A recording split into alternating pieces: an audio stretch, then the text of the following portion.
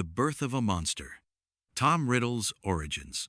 Long before the name Voldemort sent shivers through the wizarding world, before the lightning scar, before the Death Eaters, before the wars, there was a quiet, crumbling house in the English countryside. Tucked away from the eyes of most, it was here, in the shadows of the Gaunt family line, that the roots of the Dark Lord took hold. The story of Voldemort does not begin with magic, but rather with pain. It begins with a girl named Maripe Gaunt, born into a proud, decaying, wizarding family. The Gaunts were direct descendants of Salazar, Slytherin himself, an ancient bloodline obsessed with purity, power, and their long-lost prestige.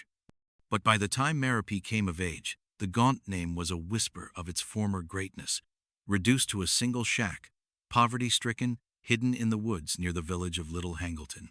Her father, Marvolo Gaunt, ruled the household with cruelty.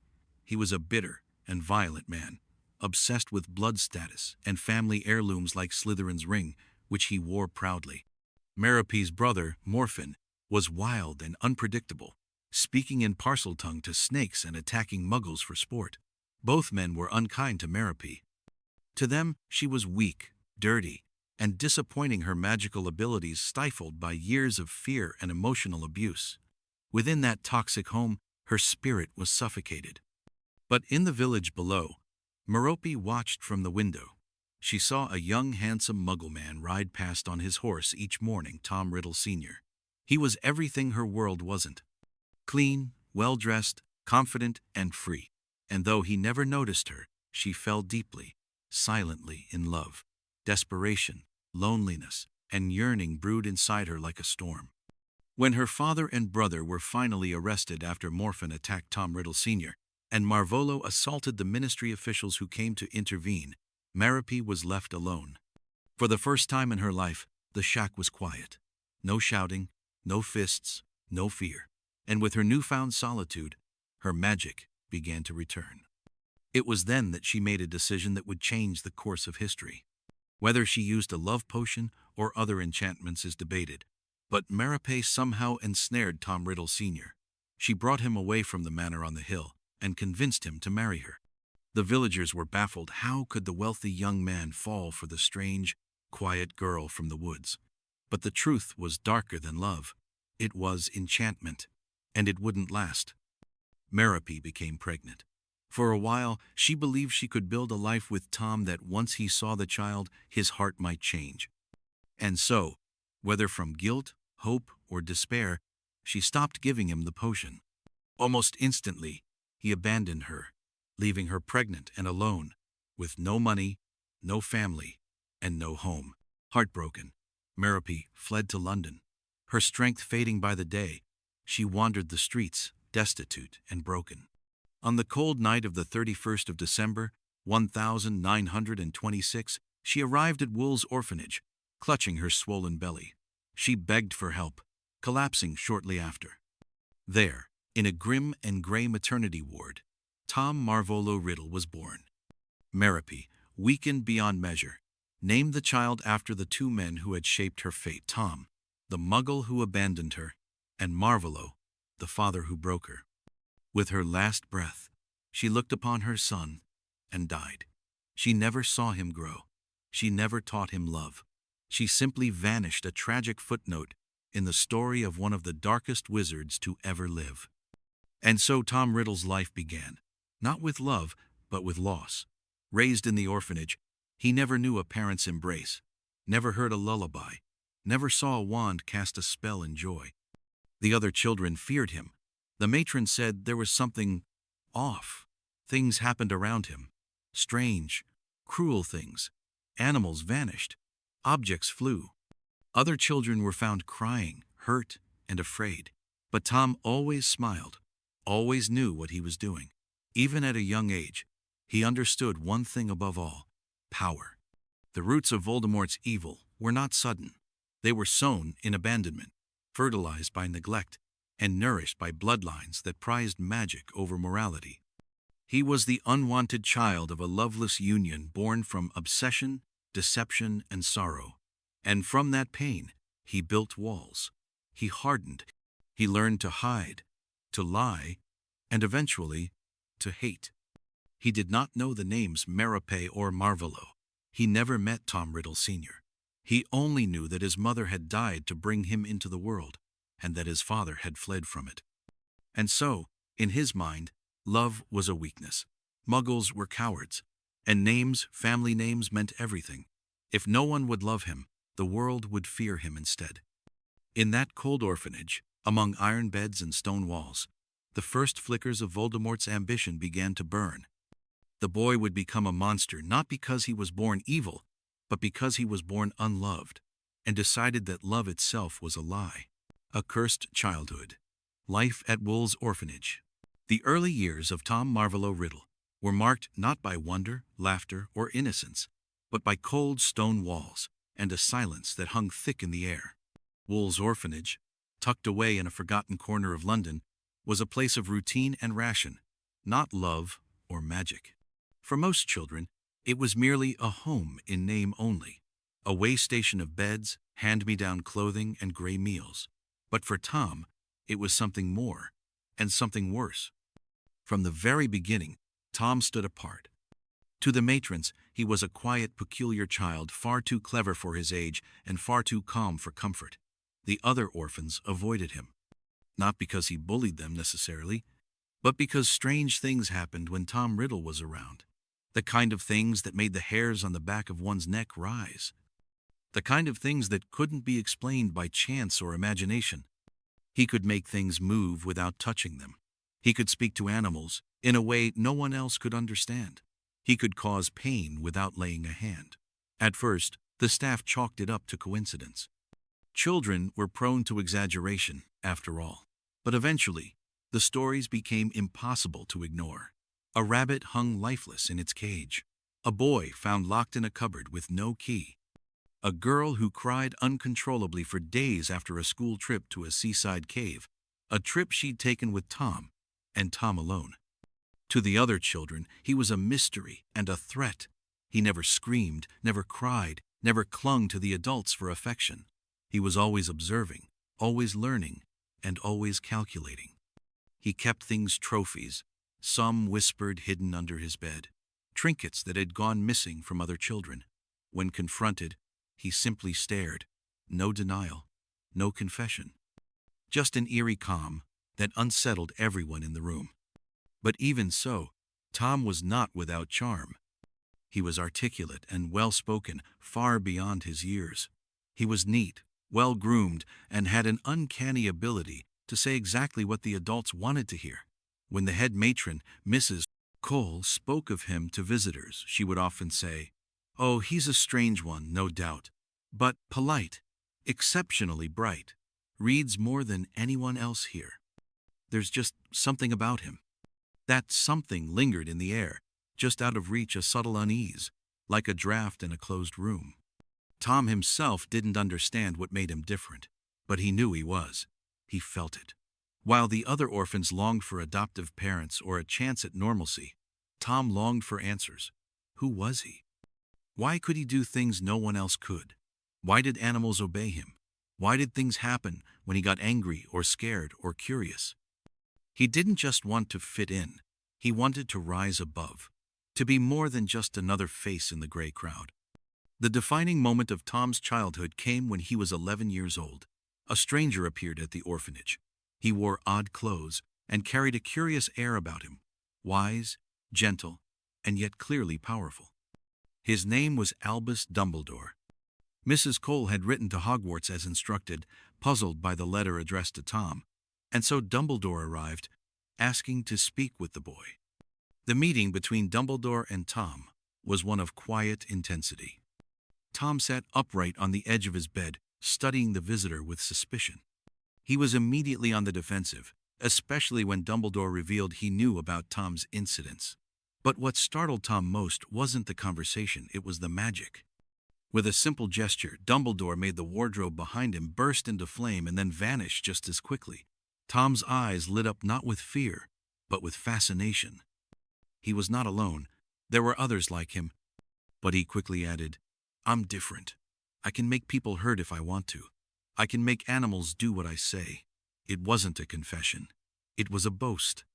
One that sent a flicker of concern through Dumbledore's wise eyes. Dumbledore explained that Tom was a wizard and had been accepted into Hogwarts School of Witchcraft and Wizardry. Tom listened with eager interest, but also asked pointed questions, questions about power, control, and death.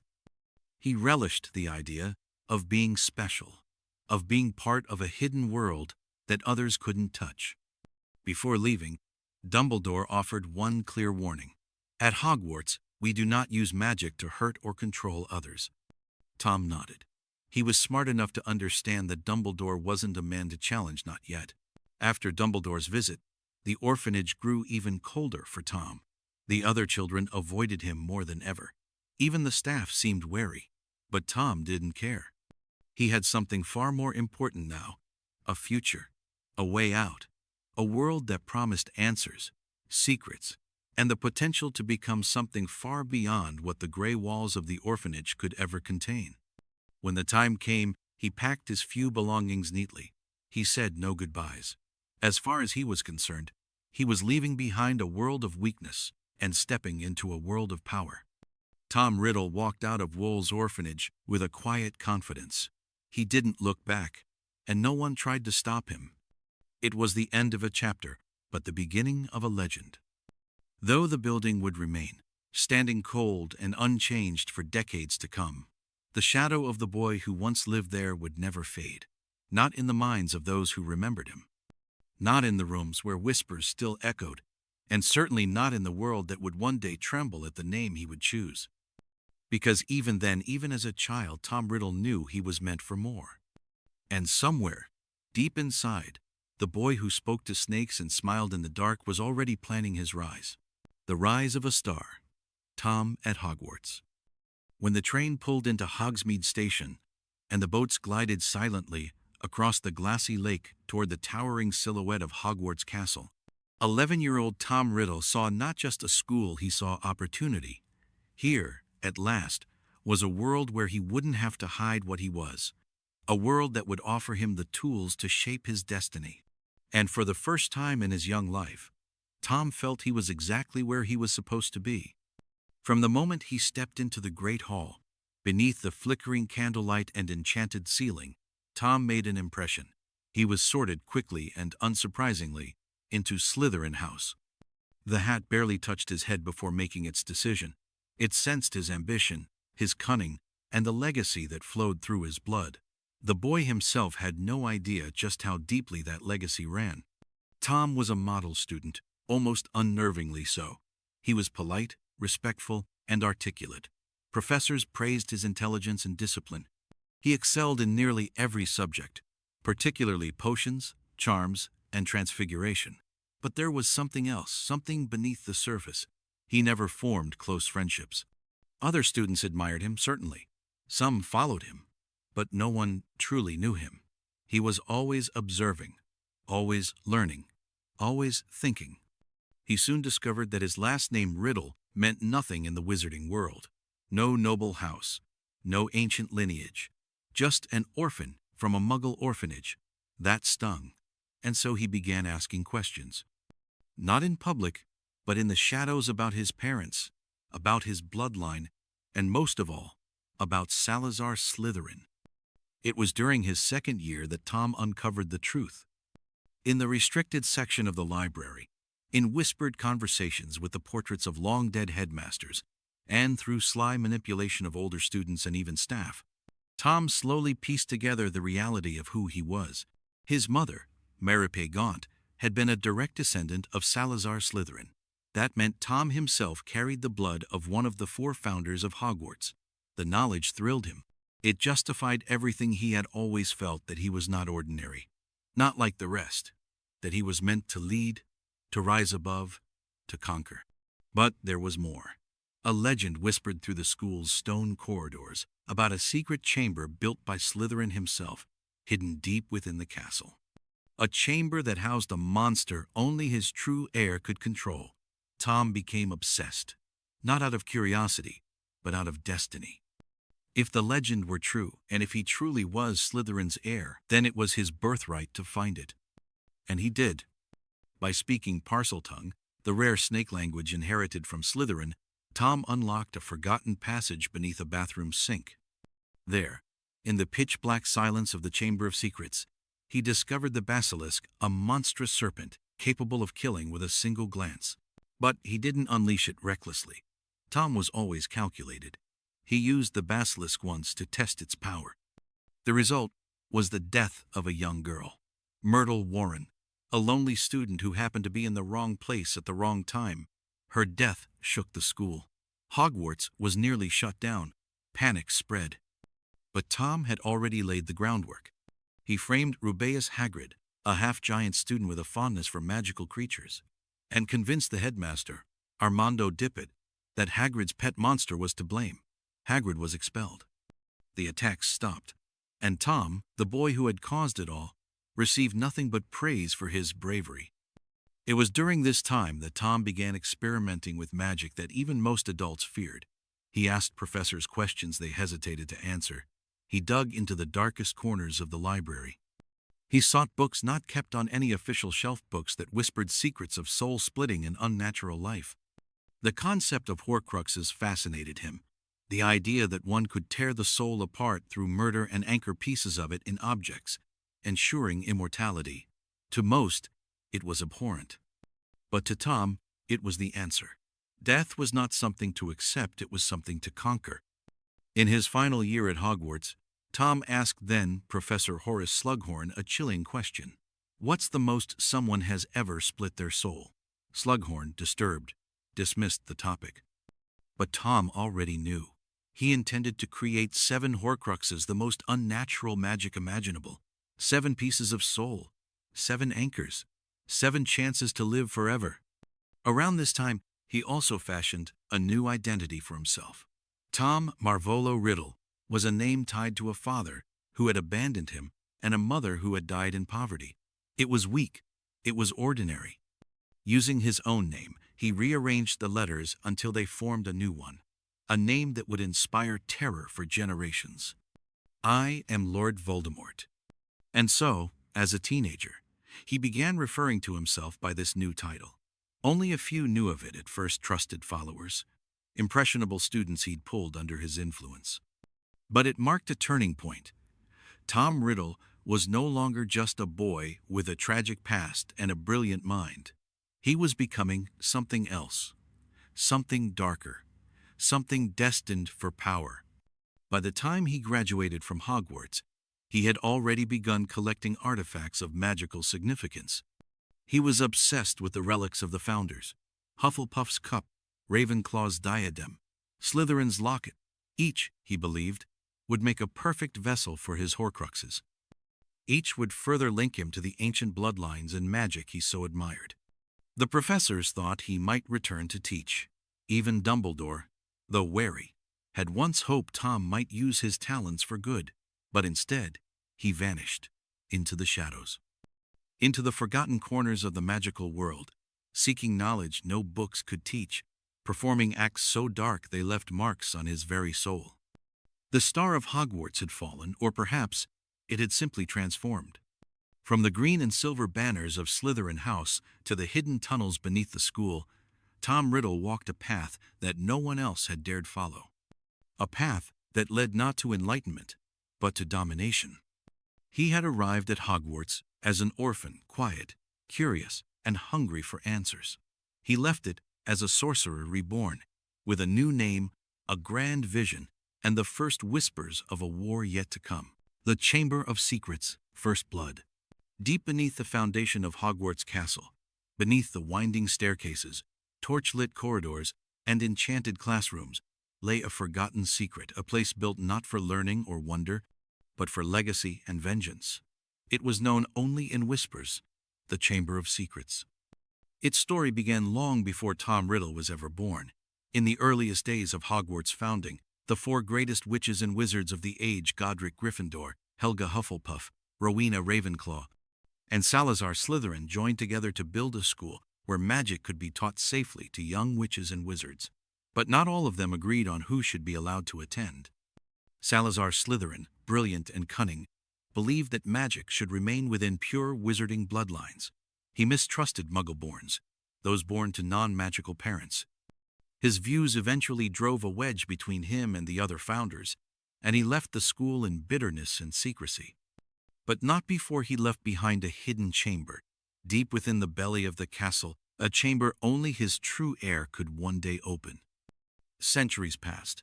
The chamber faded into myth. But Tom Riddle didn't see it as myth. To him it was a puzzle, a test, a gift left for him alone.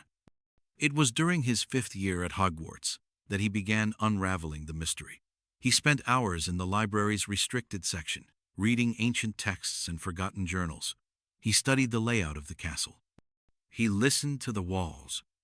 And more than anything, he listened to the hissing whispers that only he could understand, the voice of the beast calling to him in Parseltongue, the snake language passed down through Slytherin's bloodline. And then, at last, he found it in a forgotten girl's bathroom on the 2nd floor. Concealed behind an ordinary sink was the entrance. With a whisper in Parseltongue, the sink slid away, revealing a gaping tunnel spiraling into the darkness below.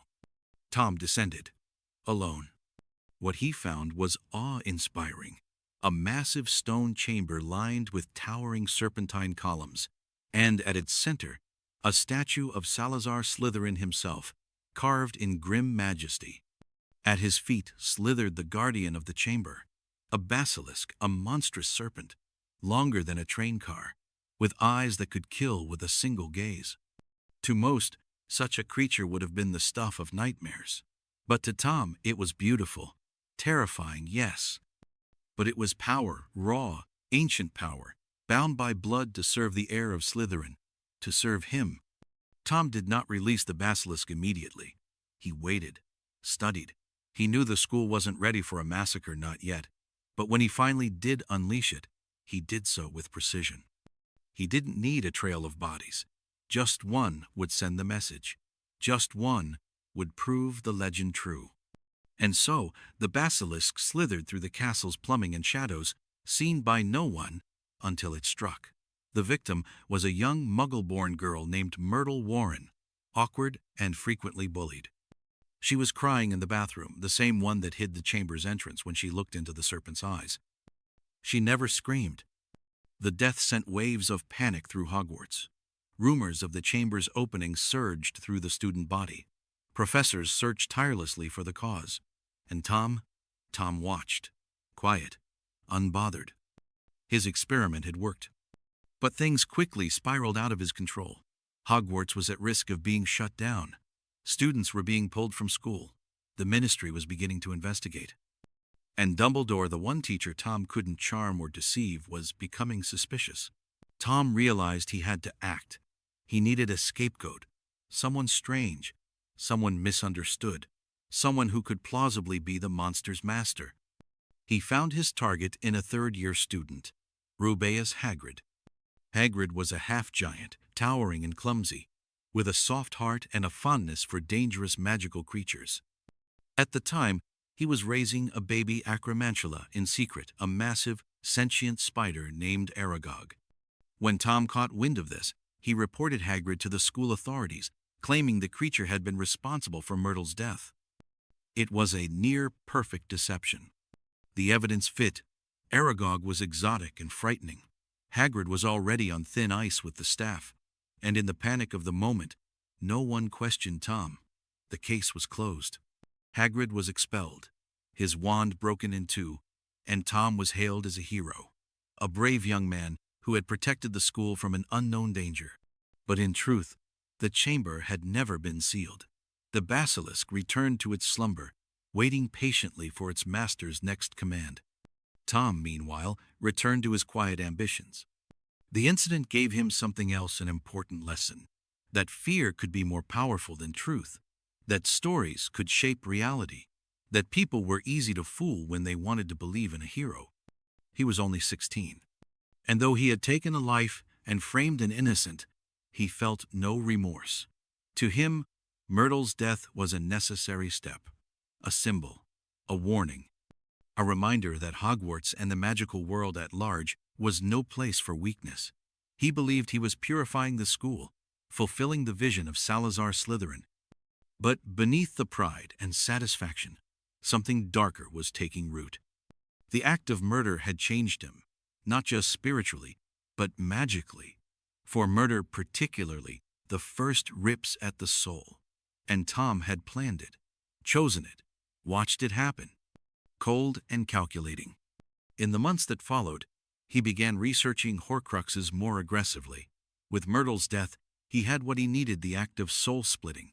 All he needed now was a vessel, an object worthy of holding a fragment of his essence.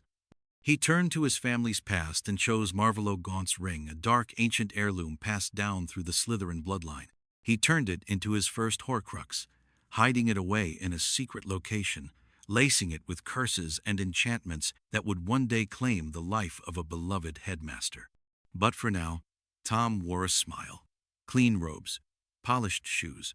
He still walked the corridors of Hogwarts like a golden boy, well-liked by teachers, admired by peers, and feared by none. The chamber had been opened, blood had been spilled, and no one suspected him. It was the beginning of a transformation, a ritual in many ways. Because in that chamber, deep beneath the school, Tom Riddle wasn't just a student anymore. He was becoming Voldemort, the road to immortality, the birth of Lord Voldemort. After 7 years at Hogwarts, Tom Riddle was no longer the quiet orphan who had first stepped through the castle's grand doors. He was a brilliant, feared, and deeply ambitious young man, but he was also something else, something more. He was no longer content with knowledge or admiration. He wanted power, legacy, and above all, immortality. By the time he graduated, Tom had already murdered, split his soul, and hidden a fragment of it within his family's cursed heirloom, the Gaunt Ring. This act, horrifying and irreversible, marked the first real step on the long, dark path toward transforming into the being the world would one day know as Lord Voldemort. But Tom was not finished. In fact, his work had only just begun. After leaving Hogwarts, he did not immediately vanish into darkness. Instead, he tried to stay close to the institution that had nurtured his rise. He approached then headmaster Armando Dippet and asked to remain at Hogwarts as a professor, seeking the position of defense against the dark arts teacher. But Dippet, perhaps sensing something unsettling beneath Tom's charm, declined. Tom was still young, Dippet said, with the world ahead of him. He encouraged the boy to gain life experience first. It was a rejection Tom never forgot. Instead, he took a position at Borgin & Burke's, a shadowy shop in Nocturne Alley, known for trading in rare, dark, and often dangerous magical artifacts. Though many of his former classmates would have seen this as a step down, Tom had his own motives. The shop gave him access to powerful objects, wealthy pure-blood clients, and opportunities to dig deeper into magic's forbidden corners. It was during this time that Tom became increasingly obsessed with the idea of anchoring his soul across multiple Horcruxes, not just one, but 7. The number 7 was significant in magical theory, considered the most powerfully magical number of all. By splitting his soul into 7 pieces, 6 in Horcruxes and 1 in his own body, he believed he could become truly immortal, unkillable, and untouchable by time. He began seeking objects tied to the most legendary magical families, especially the 4 founders of Hogwarts. His reasoning was clear. If he could tie his soul to relics of Ravenclaw, Hufflepuff, and Slytherin, he would not only ensure immortality, he would symbolize total domination of Hogwarts itself. The school wasn't just where he was educated, it was his origin, his proving ground, his kingdom in waiting. It was during his time at Borgin & Burke's that he tracked down Hepzibah Smith, an elderly, wealthy witch who claimed to own 2 priceless magical relics: Helga Hufflepuff's cup and Salazar Slytherin's locket, the latter having been stolen long ago from Tom's own family. Tom visited her under the guise of a charming young appraiser, and she was quickly taken by his looks, manners, and interest in her treasures. Days later, Hepzibah Smith was found dead, her house elf blamed, and the cup and locket mysteriously vanished. Tom, of course, had murdered her, stolen both relics, and used one of the killings to create another Horcrux. He then vanished completely, leaving no trace, no record, and no name. And that was intentional. Because during this time, Tom Riddle ceased to exist. He shed his birth name, a name tied to weakness, abandonment, and shame, and fully embraced his new identity, Lord Voldemort. A name he had invented in secret back at Hogwarts, rearranging the letters of Tom Marvolo Riddle to declare, "I am Lord Voldemort."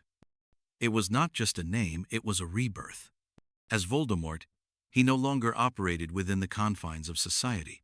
He traveled across Europe, seeking out dark magic, forbidden rituals, and ancient tomes that had long been hidden or buried.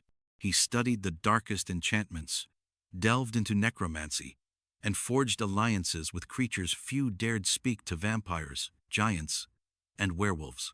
Each act of murder, each dark spell, each fragmented Horcrux further distorted his soul and his body. His features, once handsome and human, began to shift. His skin became pale and waxy. His eyes grew darker and colder, and his nose slowly flattened into slits. He was becoming something inhuman, something beyond death, just as he intended. Yet Voldemort remained obsessed with one place above all: Hogwarts. When Professor Dippet eventually retired, Voldemort returned, years after his disappearance, to ask once again for the Defense Against the Dark Arts position. But this time, Albus Dumbledore, now headmaster, was waiting.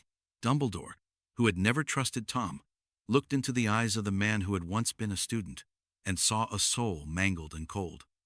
He declined the request. And from that moment forward, the Defense Against the Dark Arts position was cursed. No teacher would last more than a year. Some fell ill, some fled, some were driven mad.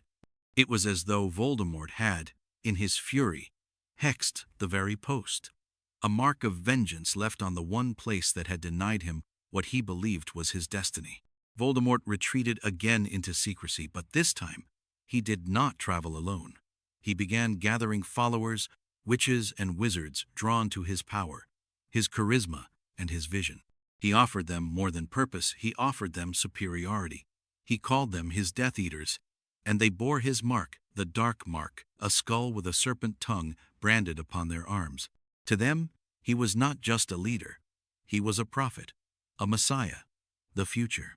They believed in his ideals that Muggleborns were inferior, that blood purity was sacred, and that the magical world needed to be cleansed and rebuilt under Voldemort's rule.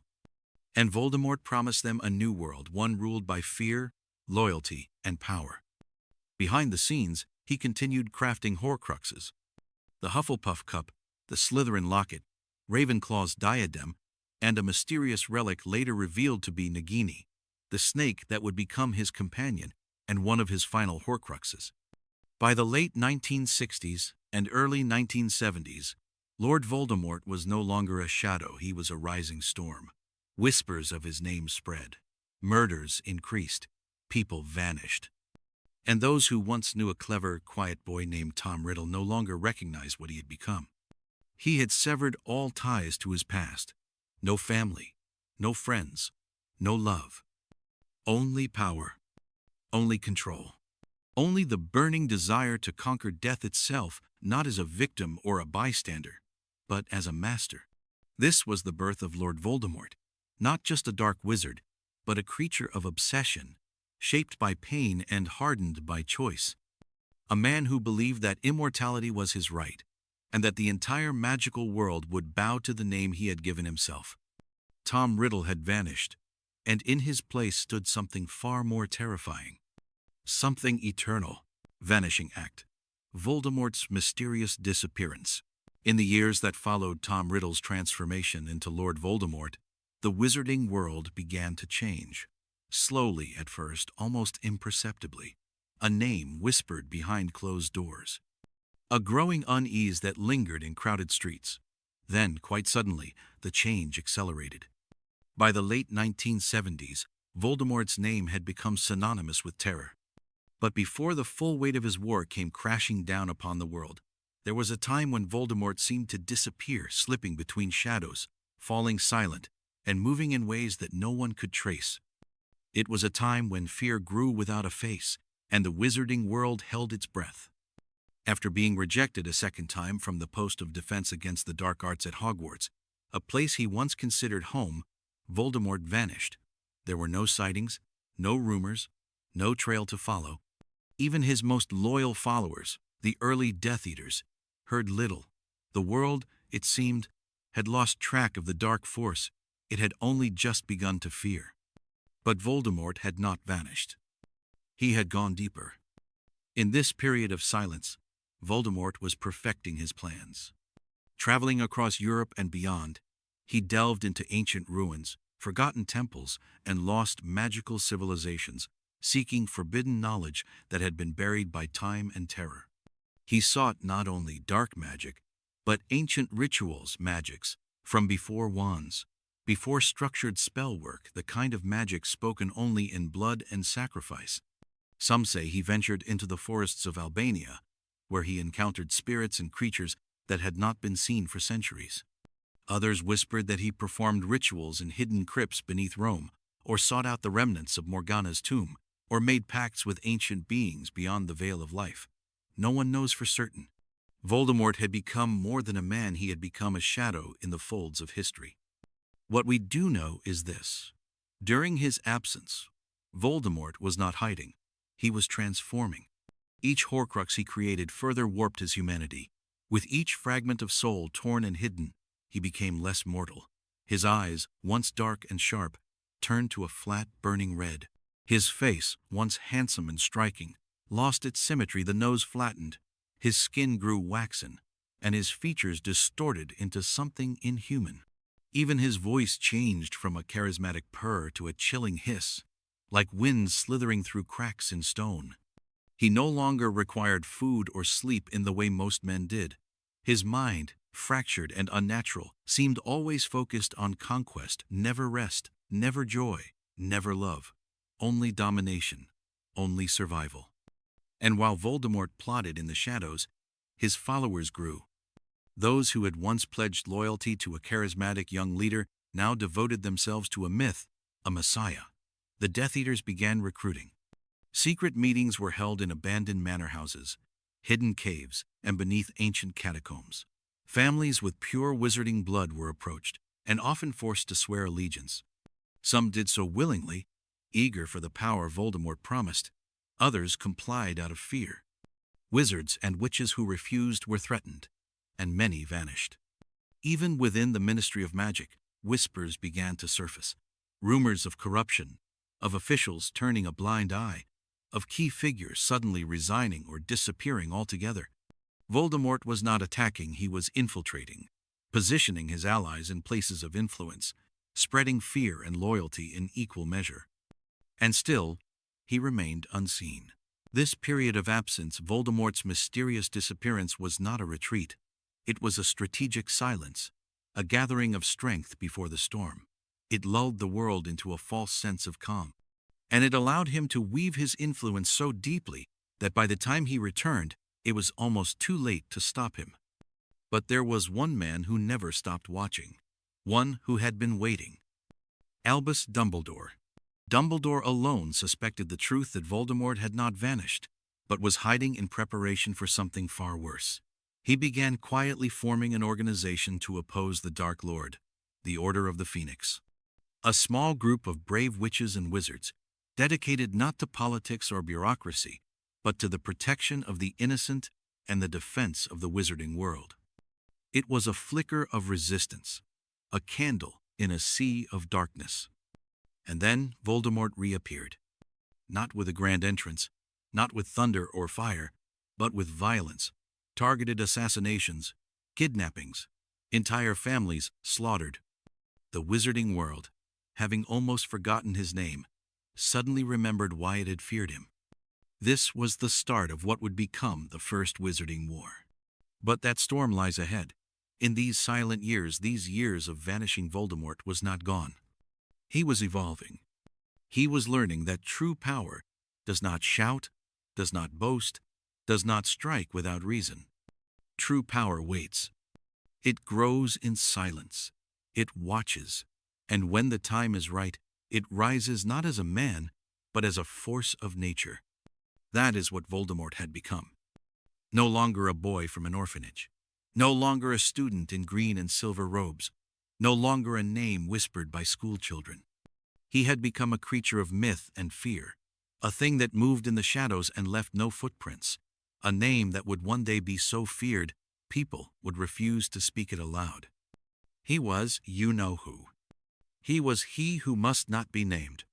But before he became the storm, he became the silence, gathering the Death Eaters, building an army. In war, no conqueror rises alone. As Lord Voldemort emerged from the shadows and prepared to declare his return to the wizarding world, he knew that fear alone would not be enough. He needed enforcers, spies, soldiers, loyal hands to do his bidding, to spread his message, and to carry out his vision of a world ruled not by fairness, but by power and blood. He needed an army. And so, from the ashes of his old life, Voldemort began to gather the Death Eaters. They did not wear uniforms or stand in ranks. They had no official emblem, no house or council. What united them was fear, ambition, and a shared belief that the wizarding world must be purified. They called themselves the Death Eaters, and to many, they were little more than whispers in the night, shadows that came and went with screams and silence. But Voldemort knew every one of their names. At first, they were few drawn from his time at Hogwarts, young witches and wizards who had admired Tom Riddle's brilliance, charm, and commanding presence. Some were true believers, already steeped in the idea of blood purity, convinced that magic was sacred, and Muggleborns were intruders. Others followed for darker reasons, promises of wealth, power, and revenge. From there, Voldemort's circle grew. He sought out the oldest magical families, the purest bloodlines. Families like the Malfoys, the Lestranges, and the Carrows. Many of them had grown complacent under Ministry rule, watching their status slowly erode. Voldemort offered them a path back to dominance. He told them that the world had forgotten its roots, that blood had been diluted, and that the only way to preserve magic's greatness was to cleanse it. It was a seductive lie, and many believed it. Others joined out of fear. They were given a choice, serve or be destroyed. And once they joined, they were marked literally. Each Death Eater bore the Dark Mark, a magical tattoo burned into their forearm, depicting a skull with a serpent emerging from its mouth. When Voldemort summoned them, the mark burned black. It was a sign of loyalty and a leash of obedience. From the hidden manor houses of Wiltshire to the ancient castles of Eastern Europe, Voldemort's followers multiplied. They wore no uniforms and did not march in the open, but they were everywhere in the Ministry, in Diagon Alley, in families with names older than the school itself. And Voldemort was careful, always watching, always testing. He did not accept cowardice. He did not forgive failure. To wear the mark was to carry both privilege and risk. Those who disappointed him were punished, sometimes publicly, tortured, vanished, turned into examples of what happened when loyalty faltered. Yet the inner circle remained fanatically devoted. There was Bellatrix Lestrange, perhaps his most loyal servant, wild-eyed, cruel, and willing to kill without hesitation. There was Lucius Malfoy, cold and ambitious, who used wealth and influence to infiltrate the highest levels of wizarding society. Barty Crouch Jr., Antonin Dolohov, Alecto and Amicus Carrow, and many more, each chosen for their usefulness, their belief, or their malleability. Some, like Severus Snape, would walk the line between spy and follower, but that is a tale for another time. Voldemort did not simply gather his army, he trained them. He taught them curses beyond the ordinary. He introduced them to the unforgivable curses, 3 spells so evil they were forbidden by wizarding law. The Imperious Curse, which controlled the will of another. The Cruciatus Curse, which caused unbearable pain. And the Killing Curse Avada Kedavra, which extinguished life with a flash of green light. To be a Death Eater meant learning to wield these spells as tools, not as last resorts. But Voldemort also demanded more than magic. He demanded secrecy. He encouraged his followers to blend into wizarding society, to maintain their jobs, their positions, their families. He wanted them everywhere, watching, listening, waiting, and when the time came, striking. As the Death Eaters grew in number, the world began to feel their presence. People disappeared. Muggle-borns were attacked. Blood traders, wizards, and witches who supported Muggle rights or refused to align with Voldemort's ideology were targeted. Magical creatures were enslaved or manipulated. Giants were recruited. Werewolves, like the dangerous and unpredictable Fenrir Greyback, were drawn into the fold, used as weapons to terrorize the innocent. It was not yet open war, but it was already spreading. The Ministry of Magic, under increasing pressure, tried to contain the violence, but with Death Eaters hidden among its ranks, every move they made seemed to fail. Investigations were compromised. Trials ended without convictions. Auror's magical law enforcement officers were ambushed in the field. And all the while, Voldemort remained a ghost, rarely seen, never captured, a presence felt in every whisper, every shadow, every scream. To the public, he became something more than a man. He became a boogeyman, a dark force that could not be reasoned with or stopped. People began referring to him not by name, but by euphemism. He who must not be named. You know who.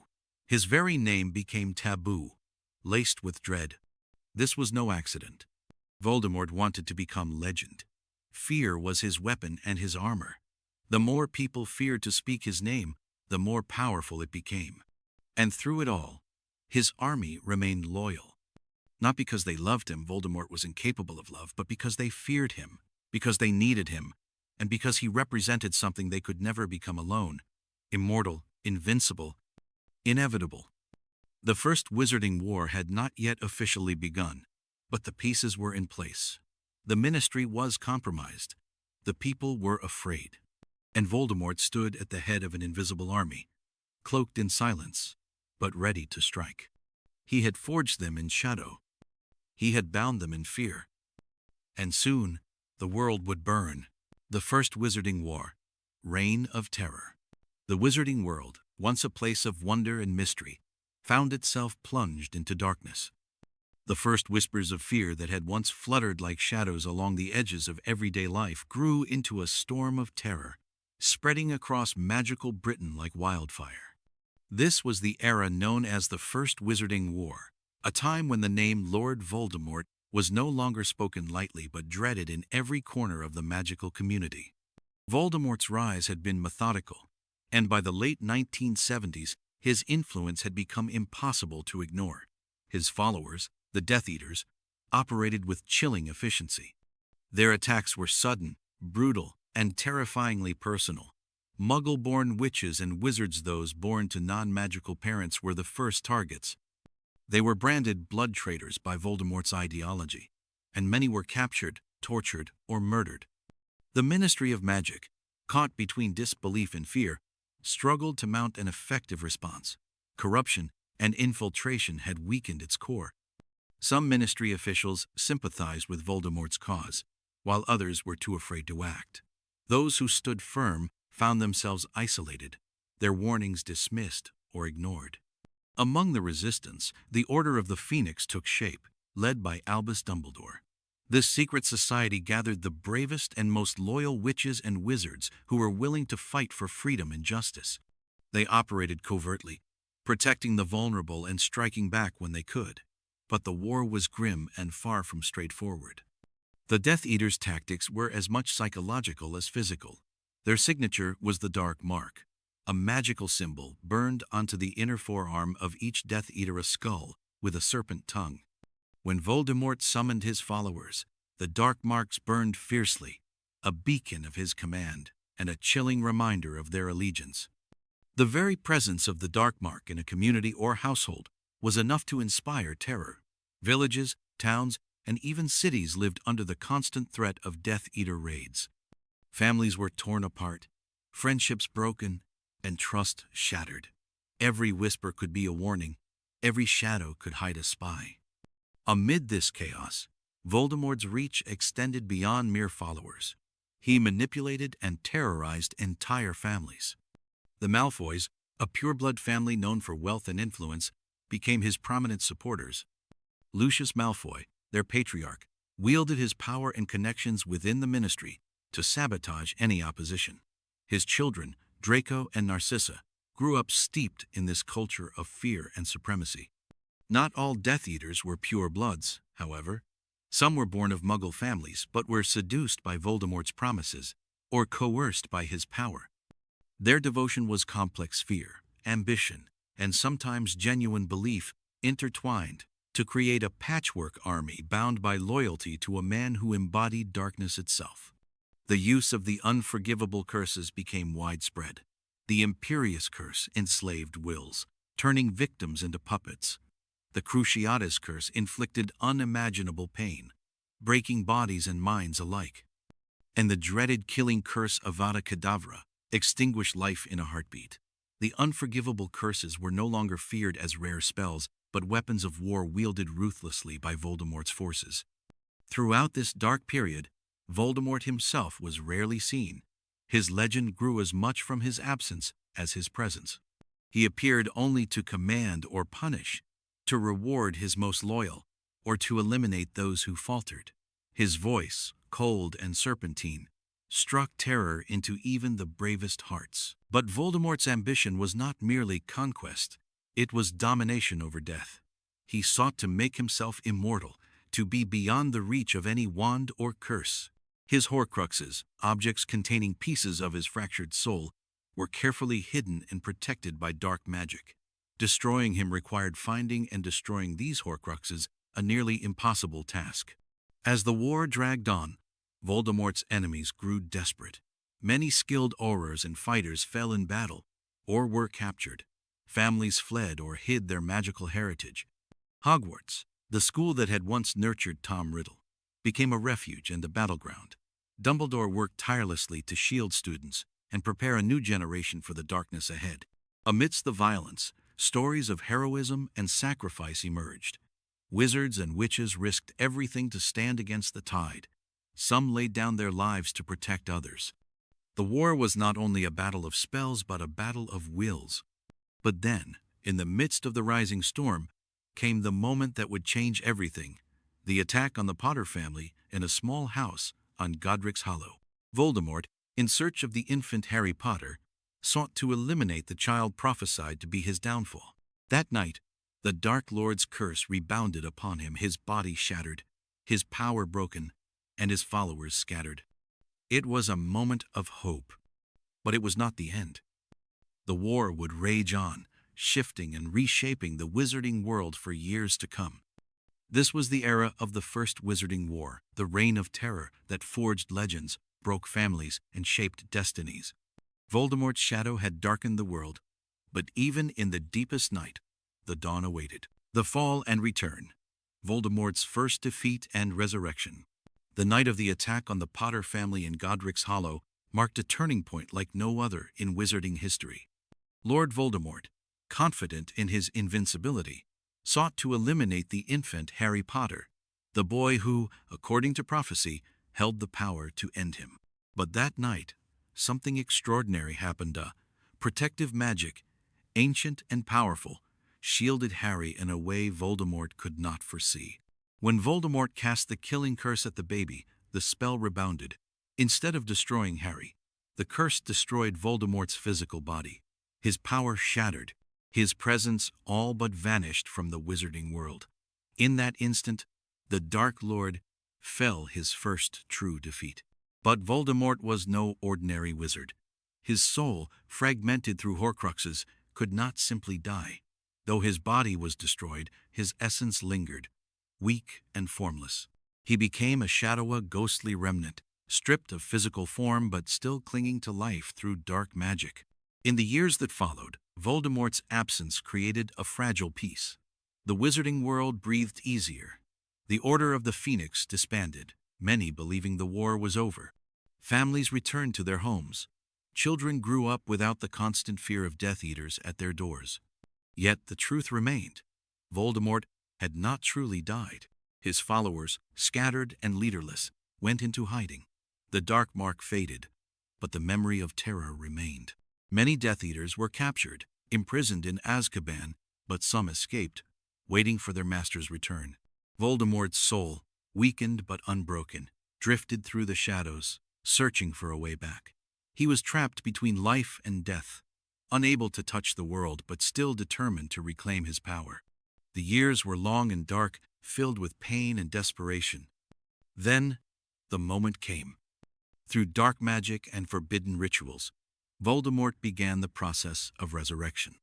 Using the aid of his most loyal servant, Peter Pettigrew, who had been hiding as the timid Ratfang, Voldemort gathered the necessary ingredients for the unthinkable: his return to the living. The ritual required 3 horrific components: bone of the father, taken against his will; flesh of the servant, willingly given; and blood of the enemy, forcibly taken. Each element symbolized a piece of Voldemort's past and his hatred.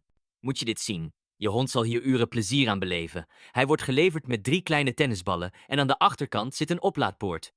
Je kunt hem instellen op 3 meter, 6 meter of 9 meter en hij geeft zelfs de batterijstatus aan. Ik heb hem ingesteld op 10 voet om het je te laten zien. Werkt het? Ik heb geen hond, dus dit is niet voor mij, maar voor mijn moeder. Zij heeft 3 honden, dus je gooit de bal erin, laat me achter je komen eigenlijk. Hoe cool is dat? Hij schoot helemaal naar de bodem. Absoluut geweldig. Geleverd met 3 gratis tennisballen, gratis verzending en nog eens een onweerstaanbare korting. Bekijk het snel bij petsourfriends.nl. The Horcrux Hunt, Dumbledore and Harry's Quest. The story of Voldemort's immortality is intertwined with the dark magic of Horcruxes objects, in which a wizard can hide fragments of their soul, binding themselves to the mortal world in a way that makes them nearly impossible to kill. For Lord Voldemort, this was not a mere defense, but a weapon of ultimate power. He split his soul into 7 parts, hiding them in carefully chosen relics, each protected by ancient curses and dark enchantments. But what are Horcruxes, and why do they matter so much? A Horcrux is created by committing murder, the ultimate act of violence that tears the soul apart. The wizard then uses a dark and secretive ritual to imprison the fragment of that fractured soul into an object or living thing. As long as even one Horcrux remains intact, the creator cannot truly die. Destroy all Horcruxes, and the soul fragments become vulnerable, allowing the final death of the wizard. Voldemort's Horcruxes were many, and they were well hidden. Years before his first fall, Voldemort had already begun creating Horcruxes, starting with his father's ring, the Gaunt family heirloom. Then came the diadem of Rowena Ravenclaw, hidden in the forgotten rooms of Hogwarts itself. The cup of Helga Hufflepuff, taken from the vault of a wealthy witch. The locket of Salazar Slytherin, stolen and protected by dark magic. Finally, even his loyal serpent Nagini became a living Horcrux, harboring a fragment of his soul within her scaled body. Each Horcrux was a piece of his essence, a tether keeping Voldemort anchored in the world. To defeat Voldemort, these Horcruxes had to be found and destroyed, but that was easier said than done. Only one wizard truly understood the full scope of the Horcruxes' danger: Albus Dumbledore. Dumbledore, the wisest and most powerful wizard of his time, had suspected Voldemort's secret for years. After the Dark Lord's first fall, Dumbledore dedicated himself to uncovering the truth. He sought the Horcruxes one by one, deciphering clues left in ancient texts, uncovering hidden meanings, and piecing together Voldemort's twisted logic. But Dumbledore could not do it alone.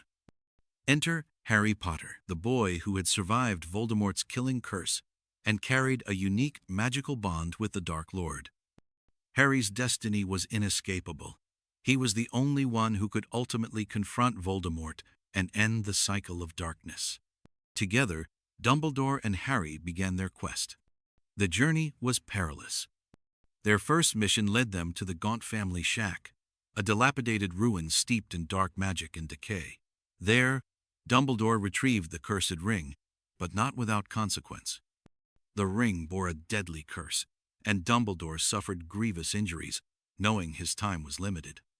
Next, Harry and his friends discovered the locket hidden in a remote cave, guarded by enchantments so dark that the water surrounding it could devour a man whole.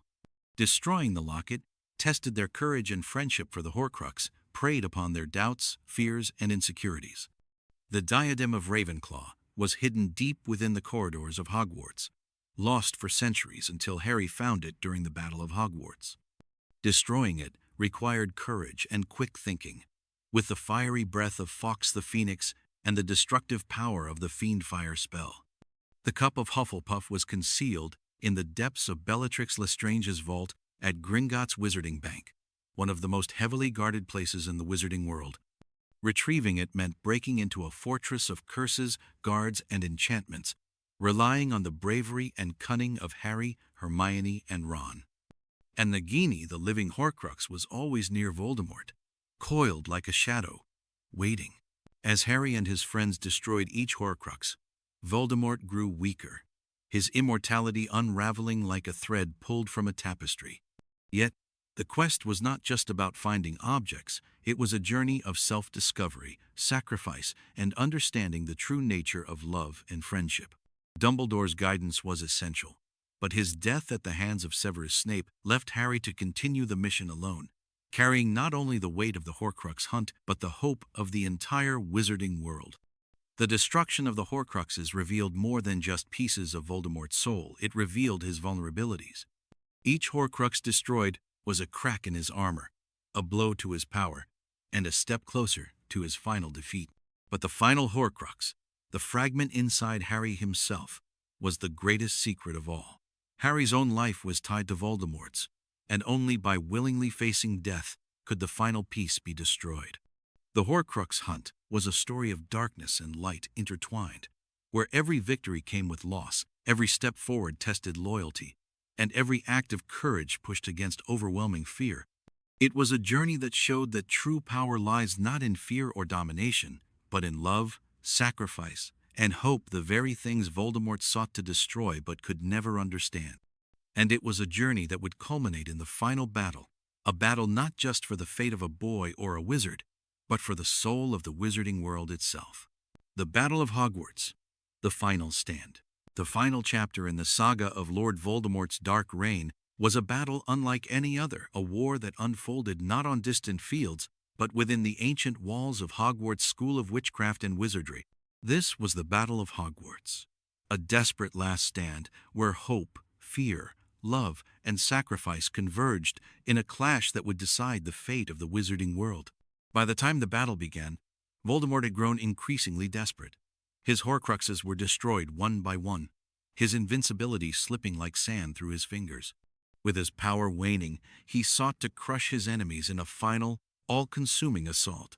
To him, Hogwarts represented a symbol of resistance, the place that had nurtured his rise and harbored his ultimate downfall. Destroying it meant extinguishing hope, but Hogwarts was ready. Under the guidance of Professor McGonagall, the students, teachers, and allies of the Order of the Phoenix prepared for what many feared was a fight to the death. The castle's ancient magic awakened. Spells and enchantments strengthened walls and corridors. Allies gathered from near and far house elves, centaurs, goblins, and even the ghosts of Hogwarts, all ready to defend their home. On that fateful day, the skies darkened with the smoke of battle. Death Eaters poured into the grounds, led by Voldemort's most ruthless commanders. The castle echoed with the clash of spells, the screams of the wounded, and the roar of magical beasts. The air was thick with tension, as every corner held both danger and courage. The battle was not just physical, it was deeply personal. Harry, Ron, and Hermione moved through the chaos, seeking the final Horcruxes, knowing that their mission was the key to victory. Alongside them fought friends and foes, many risking everything for a cause greater than themselves. Bravery shone brightest in the darkest moments. Neville Longbottom, once timid and uncertain, emerged as a hero, leading a group of students to hold strategic positions and, in a crucial moment, destroying Nagini, the final Horcrux, with the sword of Gryffindor. His courage helped break Voldemort's final shield. Meanwhile, Severus Snape's true loyalty was revealed. Though once feared as a Death Eater, Snape had been working secretly to protect Harry and aid Dumbledore's plan. His death at Voldemort's hands was a tragic moment, but it revealed vital truths that helped Harry prepare for the ultimate confrontation. The castle's defenders faced overwhelming odds. Friends fell, some with words of encouragement, others in silence. Yet, they fought on, driven by love, loyalty, and the hope that the nightmare could end. Finally, the moment arrived.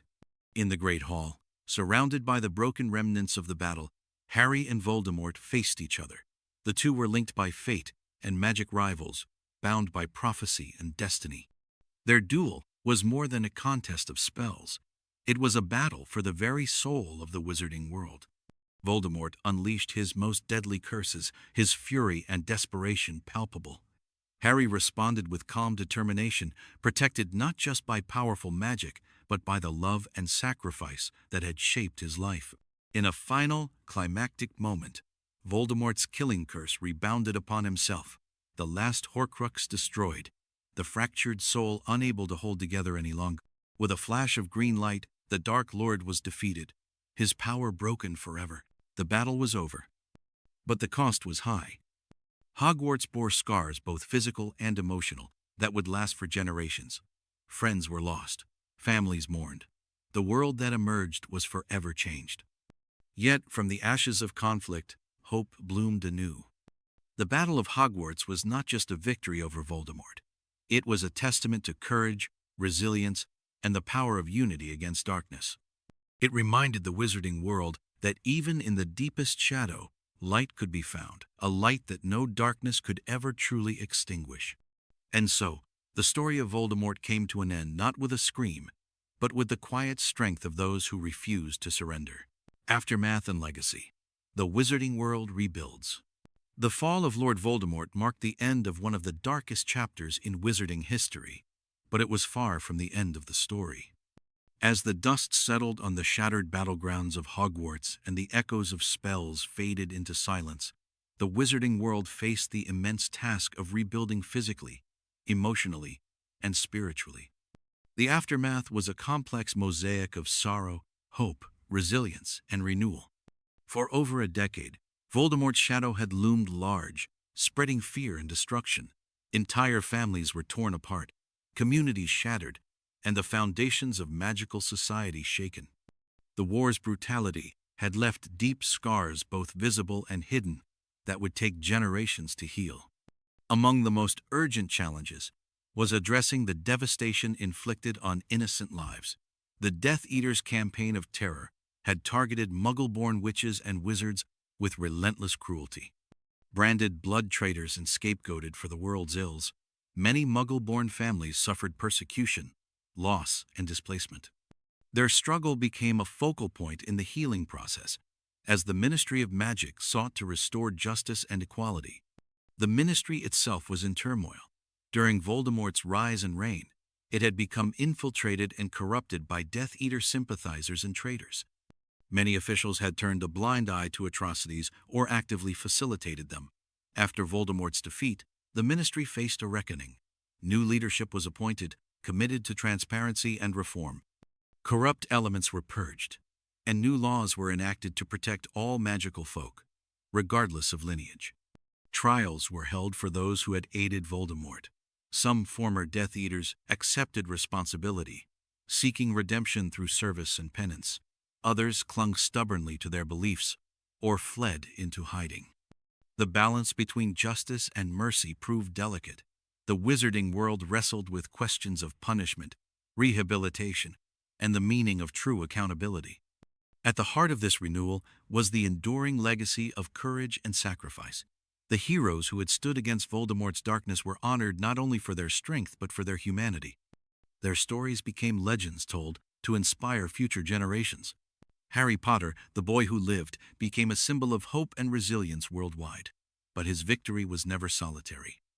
Alongside him stood friends like Hermione Granger and Ron Weasley, whose unwavering loyalty and bravery shaped the course of events. Professors like Minerva McGonagall and members of the Order of the Phoenix continued their tireless efforts to protect and rebuild.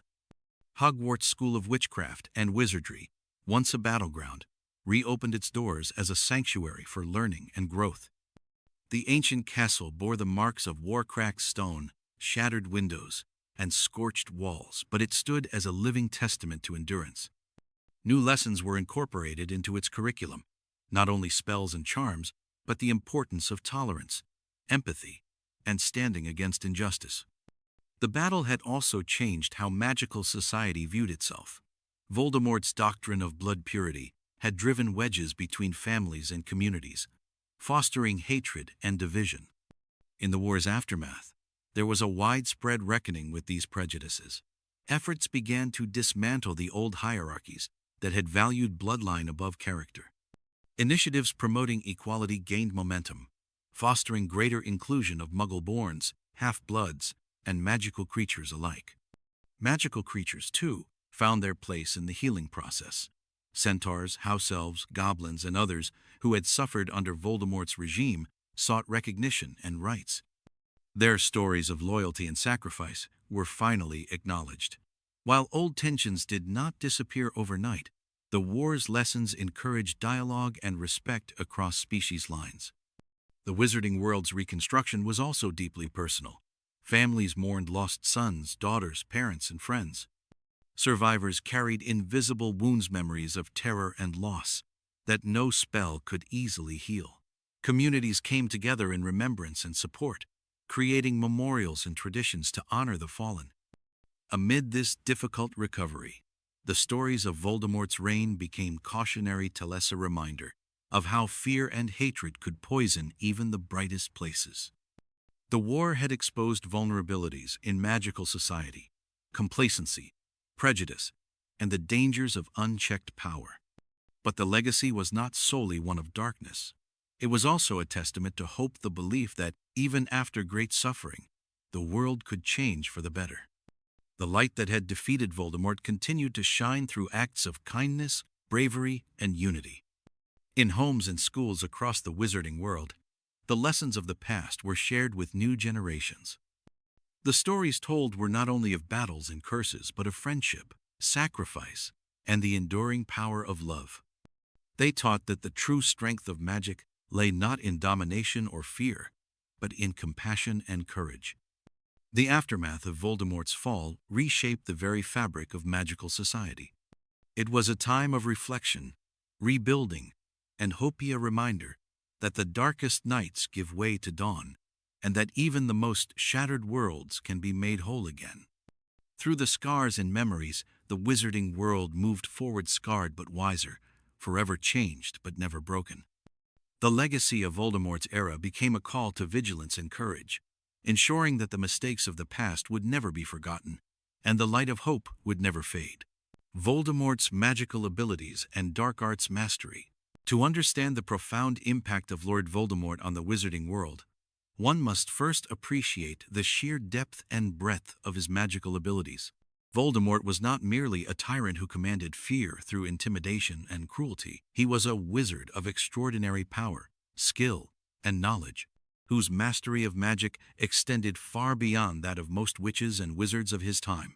His command of the dark arts was legendary, and his magical prowess remains a subject of fascination and dread. From the very beginning, Tom Riddle exhibited signs of exceptional magical talent. As a child growing up in a Muggle orphanage, he demonstrated an uncanny ability to manipulate magic, instinctively, often unconsciously, and sometimes dangerously. His charm and intelligence masked a deeply manipulative and cruel personality. Upon arriving at Hogwarts School of Witchcraft and Wizardry, Tom Riddle quickly distinguished himself as a gifted student, excelling academically and socially. But his true passions lay in exploring the forbidden, the arcane, and the dark. One of Voldemort's most feared areas of expertise was in curse work, especially the use of the unforgivable curses. These three curses, Imperius, Cruciatus, and Avada Kedavra, considered so dark and heinous that their use warrants a life sentence in Azkaban. Yet Voldemort wielded them with terrifying proficiency.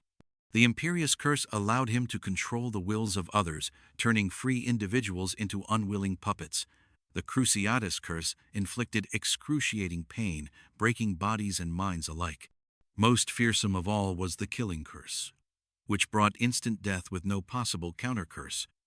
Voldemort's ruthless willingness to use these curses without hesitation or remorse became a hallmark of his reign of terror.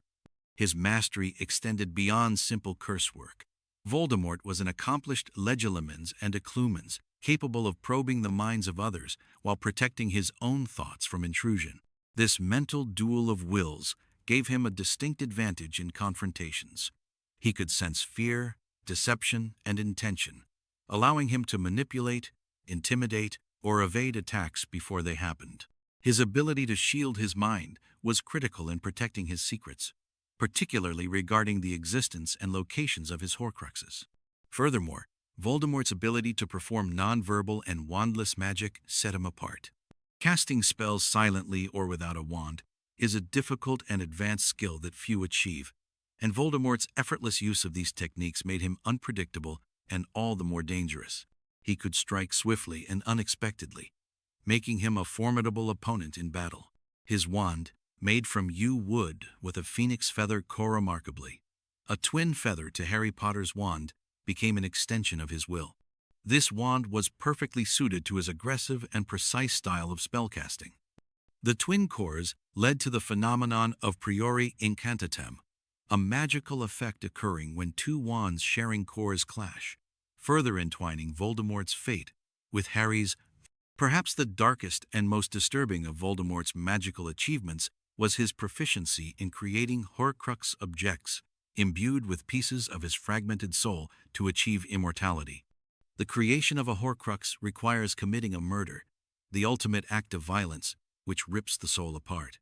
Voldemort's ability to produce multiple Horcruxes, 7 in total, an unnatural and unheard of number, demonstrates his unparalleled skill and his terrifying obsession with evading death.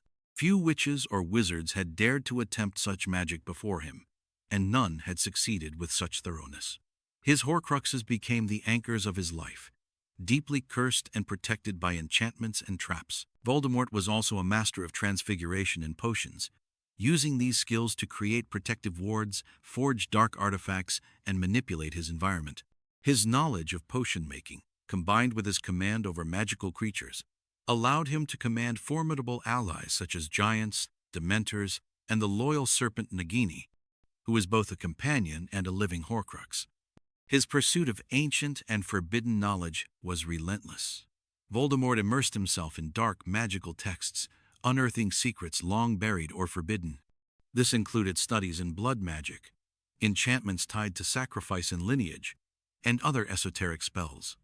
His obsession with pure blood supremacy was not merely ideological, but entwined with this arcane knowledge. He believed that magical strength was linked to heritage, and that controlling bloodlines was essential to power.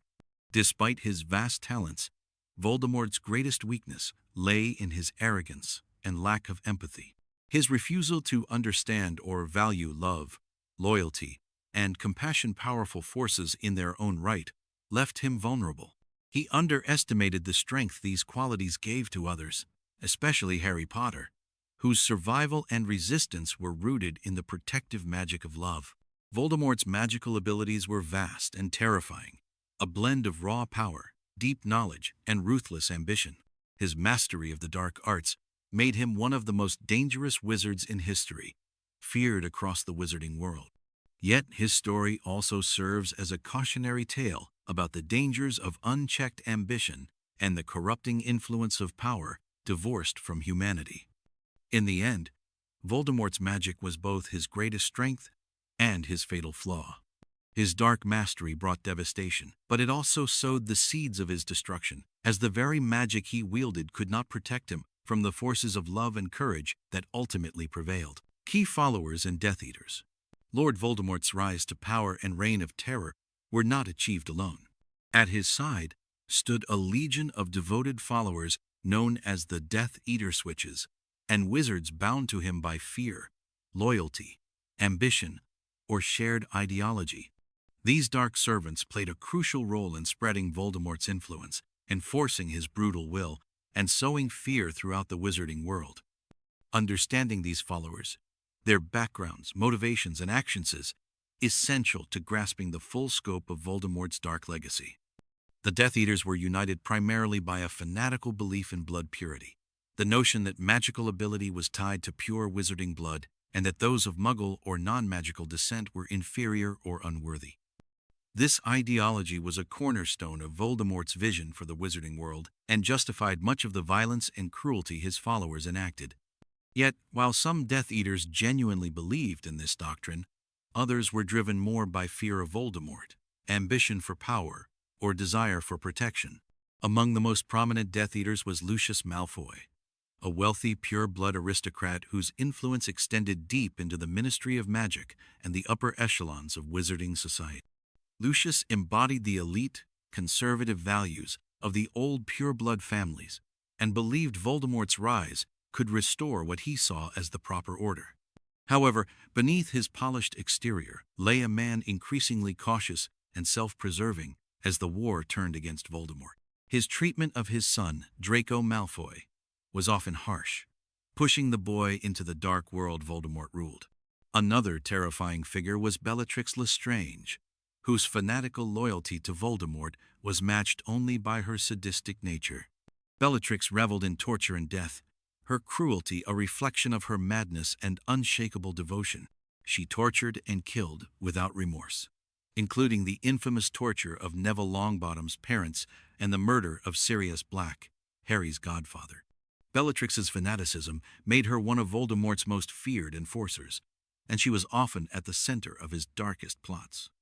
The enigmatic Severus Snape occupied a unique position within the ranks of Voldemort's followers.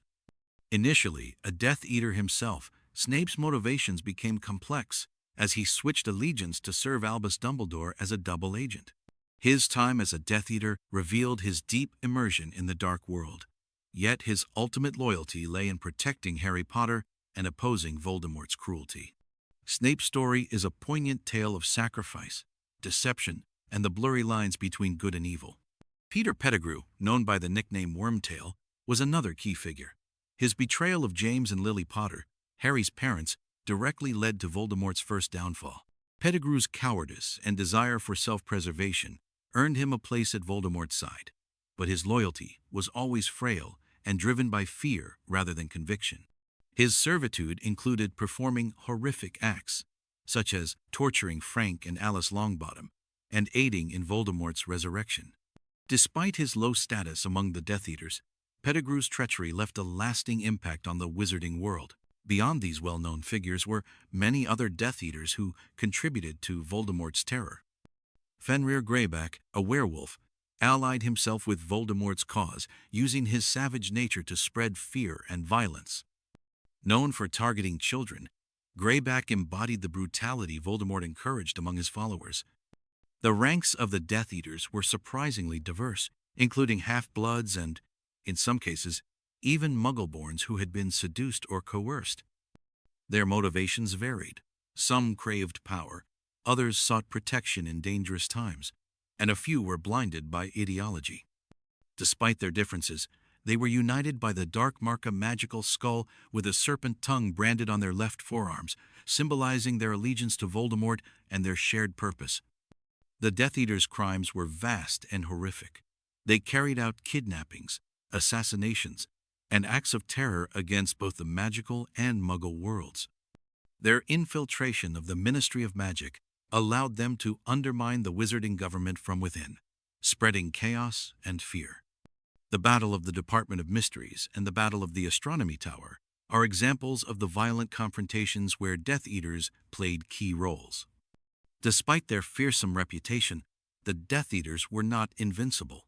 Many were captured and imprisoned in Azkaban, the notorious wizard prison, often guarded by Dementor's creatures of despair. Others defected or betrayed Voldemort as the war turned against him. Some died in the numerous battles fought in defense of the wizarding world, paying the ultimate price for their allegiance.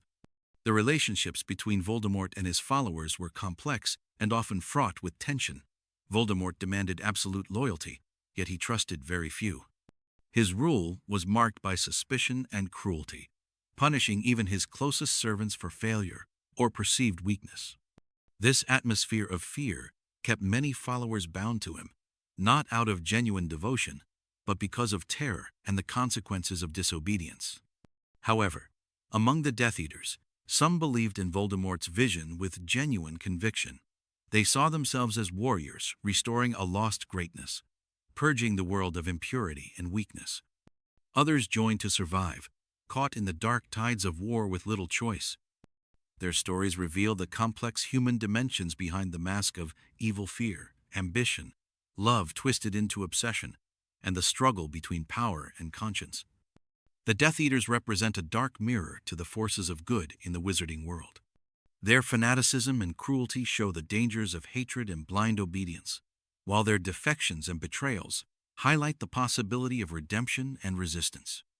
Through them, the story of Voldemort is not just one of a single dark wizard, but of the choices made by many choices that shape the fate of a world. In the end, the Death Eater's story is a cautionary tale about the power of ideology to corrupt and divide, and about the strength needed to stand against the darkness. Their legacy is a reminder that even the greatest evil relies on followers and that true courage lies in the choice to resist. Voldemort's impact on the wizarding world and modern legacy. Lord Voldemort's legacy is one of profound and lasting impact on the wizarding world, an impact that continues to shape magical society long after his defeat. His rise to power, reign of terror, and eventual downfall transformed not only the political and social landscape of the magical community, but also the very fabric of its culture, values, and collective memory. To fully appreciate the story of Voldemort, we must explore how his actions changed the world and how the wizarding community continues to reckon with his dark shadow. Voldemort's pursuit of power was relentless and ruthless. His ideology, rooted in blood, purity, and domination, sought to upend the established order and impose a new, brutal regime. The consequences of this ideology were devastating. Families were torn apart, lives were lost, and the wizarding world was plunged into fear and suspicion.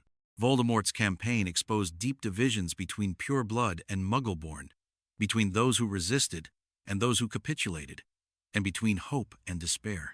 One of the most significant changes in the aftermath of Voldemort's reign was the transformation of the Ministry of Magic. The Ministry, which had been compromised and manipulated by Voldemort's followers, underwent extensive reforms. Corrupt officials were removed, and efforts were made to restore transparency and justice. New laws and protections were introduced, especially to safeguard Muggle-born witches and wizards and to promote equality. This shift marked a critical turning point toward a more inclusive and just magical society. The Battle of Hogwarts symbolized the resilience and courage of the wizarding community. Its victory was not just a military success, but a triumph of values, love, loyalty, and unity over hate and division. The sacrifices made during this battle became a source of collective memory and reverence, shaping traditions and commemorations that honor those who stood against darkness. Voldemort's reign also forced the magical world to confront uncomfortable truths about prejudice and power. The ideology of blood purity, once widely accepted or ignored, was widely discredited. This shift prompted a broader cultural reckoning, a movement toward inclusion, respect for diversity, and the recognition that true magical strength lies in character, not bloodline. The trauma of Voldemort's era left lasting psychological scars. Survivors carried the weight of loss, fear, and betrayal. Communities struggled to rebuild trust. Mental health and healing became important aspects of the recovery process, with support networks forming to help those affected. Stories of bravery, sacrifice, and love became essential tools for education and healing, teaching new generations the lessons of the past. In the years following Voldemort's fall, many of the magical world's institutions evolved. Hogwarts itself became a symbol of hope and renewal, reopening as a place where young witches and wizards could learn not only magic but also the values of courage, empathy, and justice. The curriculum was updated to include lessons on the dangers of hatred and the importance of standing against oppression. Voldemort's story also influenced the way magic was understood and practiced. His use of forbidden arts, such as Horcrux creation, highlighted the ethical boundaries of magical power. Magical law reinforced prohibitions against dark magic, and the magical community grew more vigilant against threats of similar darkness rising again. Yet, Voldemort's legacy is not only one of darkness and destruction, it is also a story of resilience and hope. The wizarding world's ability to overcome such profound evil speaks to the enduring power of human and magical spirit. The victories over Voldemort remind us that even the deepest shadows can be overcome by light. Modern magical society honors the memory of those who fought against Voldemort through memorials, holidays, and stories passed down through families and schools. These traditions serve both to remember the past and to inspire a future built on courage, tolerance, and unity. In popular culture, Voldemort remains a cautionary figure, a symbol of what happens when ambition and hatred go unchecked. His story is taught not just as history but as a moral lesson, a reminder of the vigilance needed to prevent such darkness from returning. The magical world continues to grapple with the repercussions of Voldemort's era. Political debates, social reforms, and cultural discussions often reference the lessons learned from that time. New generations grow up in a world shaped by the struggle against evil, with a collective commitment to prevent its return. Ultimately, Voldemort's impact is a testament to the complexity of power, the consequences of prejudice, and the strength found in unity and love. His dark legacy, while a chapter of pain and suffering, also catalyzed growth, understanding, and hope in the wizarding world. As the story of Voldemort closes, it leaves behind a profound lesson that evil can rise in many forms, but it can be defeated not just by magic or might, but by the enduring strength of compassion, courage, and the unwavering belief in a better world.